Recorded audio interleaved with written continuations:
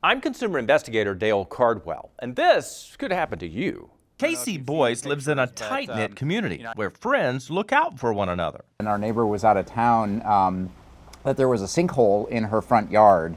When his neighbor returned home, she found out the sinkhole wasn't her only issue. Sewage was backed up into her home, so she immediately called a plumber to assess and repair the problem. So I, heard them working, and about midday came out because I was curious, right? What's going on? What was at the bottom of the sinkhole?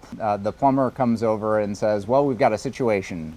Your sewage line runs into hers and then goes out to the street, and it's going to be $3,000 for us to reconnect you to the sewage line.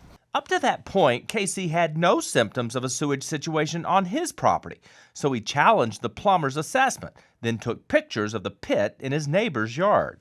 I said, I'm not paying you $3,000 for, a couple of feet of PVC and to get us reconnected. That's just not going to happen. He said, well, then I'm going to connect her and I'm going to fill this back in and you can figure it out. I just don't feel like it was warranted to charge that much money. Brad Lucky is a plumber we asked to evaluate Casey's photographs.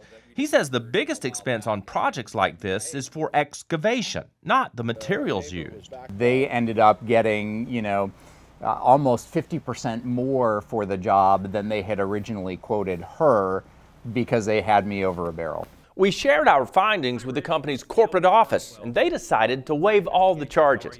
Lesson learned, don't make a repair decision unless you have all the information. Instead, have a contractor you trust evaluate the situation before you sign off on any work, because this could happen to you. Did something like this happen to you? Go to trustdale.com and submit your problem. The Trustdale investigative team may be able to help you find a solution.